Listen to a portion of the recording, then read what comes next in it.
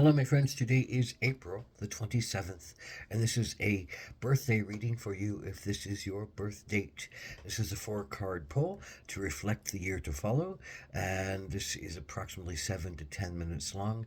I do give readings and healing work through the internet as well as at my place in Albuquerque. Contact me if you are interested in anything. This is a four-card pull, as I said before, a general energy card for the year, a challenge you might face this year, an action you can take to stay in balance, and an outcome or a synopsis card. This is the general energy card of the year, and it is the ocean. And what does the ocean ask you to reflect upon this year?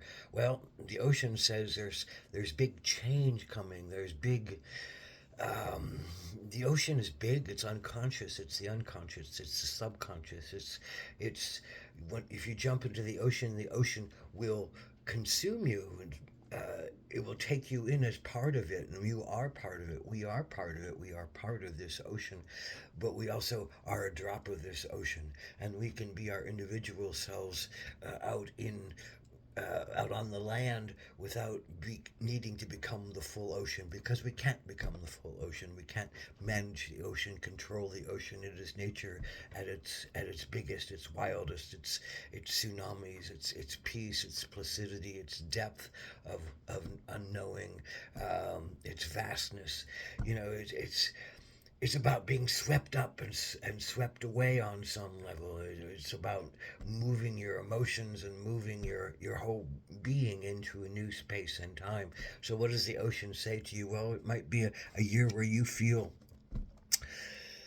full of water, full of the water of life, and not know whether you're feeling drowned or whether you're feeling invigorated and alive and connected to your intuition, connected to your spirit, connected to your flow, connected to your surrender, and allowing things to play out in front of you. So it's all about I think, your depth of wanting to control something that is uncontrollable, and honoring that you can't control it, so you have to go with it. You have to go with the flow of it, and that's challenging to go with the flow of the ocean, to just be a part of a bigger dynamic and yet still be a small integral part of it. So this is your particular challenge this year. It is the Knight of Cups, and I think the Knight of Cups is, when it's in its solid form, it's the pursuit of service, it's the pursuit of love, it's the pursuit of helping others.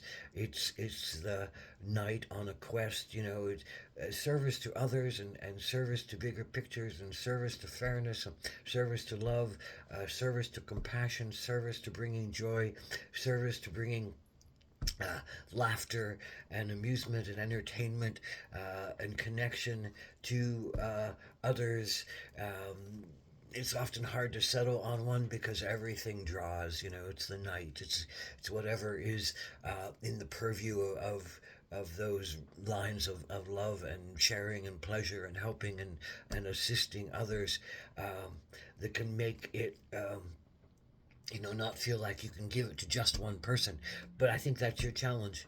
You suddenly want to give your love to one person, and uh, what does that mean? There's a whole new jumping into an ocean with giving your love to one person. There's a whole new revelatory experience that one needs to have to jump into a relationship with just one person.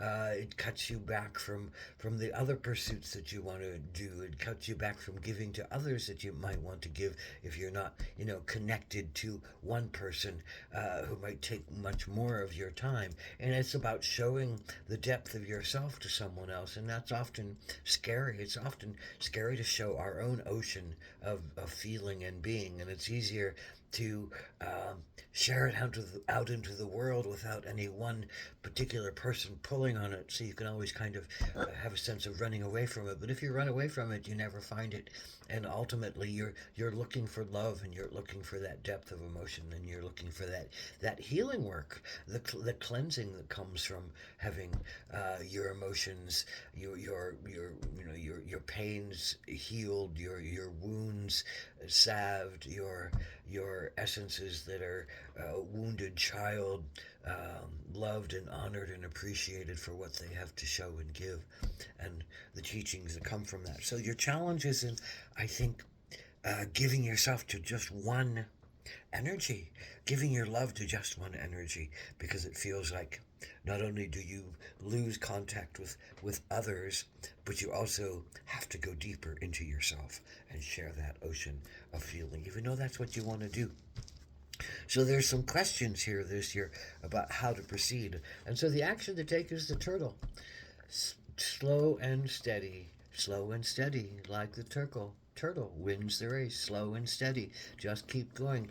You know, your evolution will change regardless of what you do. You know, everything will be a lesson and everything will bring you an understanding if you let it. But if you really want to go deep into this, you know, finding of essence with one other person, or to just one other subject, or even with just yourself, it's hard to just give to yourself. Then slowly but surely give more and more and open more and more and proceed slowly along through the waters. You know, turtles swim in oceans. Turtles are fine in oceans. They know how to, you know, pace themselves. They're better in oceans than they often are on land. They're plodding along and needing the protection of their shell on the land. And you have that ability to put yourself in a shell on the land when you need to, you know, close yourself down and wall yourself off and not share until you're ready to share, until you're able to come out of that shell and dance with somebody else. But you know, you could be that turtle in the water, you know, trusting and swimming and flowing and you know, living and eating and diving and playing in the water. If you allow yourself to come out of your shell, if you allow yourself to progress slowly along, if you allow yourself to have a better understanding that you don't need to push and you don't need to rush and you don't need to go so deeply into your own stuff that you feel drowned or smothered or overwhelmed or close to death. Take that little by little. Those things will come up as they need to come up in their own time, in their own space, in their own truth. And this is the final card. And I think it's about, you know, trusting truth and trusting path and trusting connection. If you feel a deep connection with someone or something, try it. Test it. Open yourself to it. Don't be afraid of it. It will give you plenty of time to be with others and to do the other things you need to do. But for now, I think the ocean is calling for you to jump in a big way and to experience yourself in a new and amazing way that's full of life and vitality.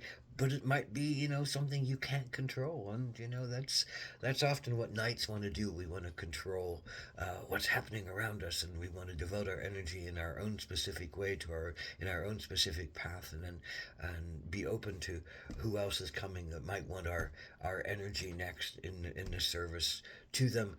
And often we can't get out of our own way to like really necessarily listen closely to our own truth and our own intuition and our own emotions and our own pains, because we'd rather be working, giving them to others. That's the challenge in the Knight of Cups.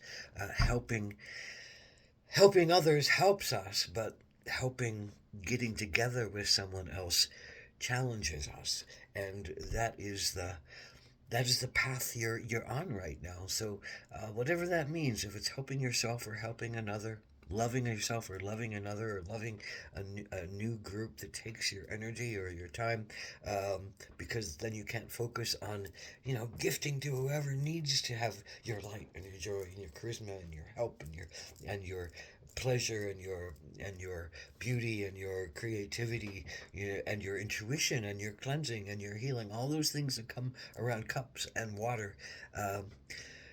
It's about where you're going to focus those on and how you're going to open to being the biggest ocean that can pour into a more limited space, at the same time still maintaining being a big ocean.